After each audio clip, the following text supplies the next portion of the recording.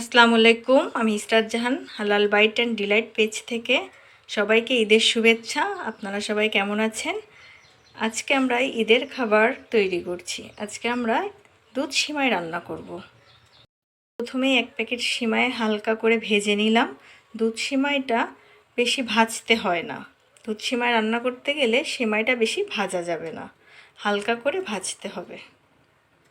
তাহলে চলুন পুরো রান্নাটা দেখে নিই।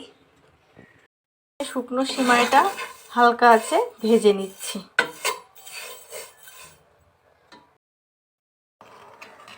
এখন একটা পাত্রে 2 কেজি দুধ দিয়ে দুধটা সুন্দর করে ফুটিয়ে দুধটা প্রসেসিং করে নিচ্ছি দুধ সিমাই রান্না করার জন্য। সাথে থাকুন, তাহলে কিভাবে দুধ সিমাই রান্না করি দেখতে থাকবেন।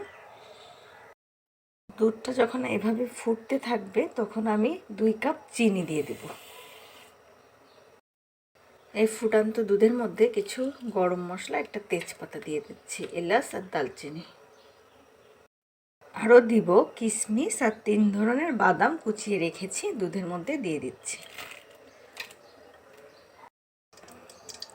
আমি একটা প্যান দিয়ে 2 চামচ ঘি দিয়ে দিয়েছি আর হালকা একটু নেড়ে চেড়ে নিব, সেজন্য দিয়েছি ঘিটা। ঘি দিয়ে 2 মিনিটের মতন ভেজে নিলাম। এভাবে একটু ভেজে নিলে সিমাইটা দ্বিগুণ স্বাদ হয়ে যাবে।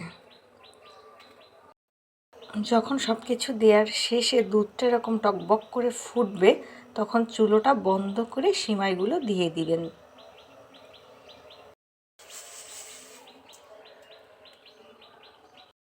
এগুলো দিয়ে কিছুক্ষণ ঢেকে রাখতে হবে।